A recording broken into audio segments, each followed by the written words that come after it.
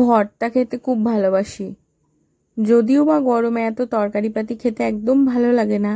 সেই চিন্তা থেকেই ভাবলাম গরমের একটা সুপার ফুড দিয়ে একটা ভর্তা বানিয়ে ফেলি, একদম একটু নতুন স্টাইলে, এবং যেটা একটা জিনিসেই দুটো কাজ হবে, মানে তরকারির মতনও লাগবে, আবার ভাতে মাখলেও দারুণ লাগবে, রুটি দিয়েও ভালো লাগবে, আবার ভাত দিয়েও ভালো লাগবে। সব চিন্তা থেকে একসাথে করে ফেললাম। প্রথমে এরকম মোটা মোটা সজনে ডাঁটা বাজার থেকে নিয়ে আসবো, দিয়ে এইভাবে ছাড়িয়ে নেব, দিয়ে তারপরে ভালো করে বেটে নেব। এবার তুমি ভাবছো যে আমি কেন বলছি না যে কি কি দিয়ে বেটে নেব। কি কি দিয়ে বেটে নেব যদি এখন বলতে যাই তাহলে কিন্তু ভিডিও লং হয়ে যাবে। আমার ফুল রেসিপি ভিডিও আমার চ্যানেলে দেওয়া আছে, যদি মনে হয় তাহলে ডেসক্রিপশন বক্সের লিঙ্ক থেকে ডাইরেক্ট ভিডিওটা দেখে নিতে পারো।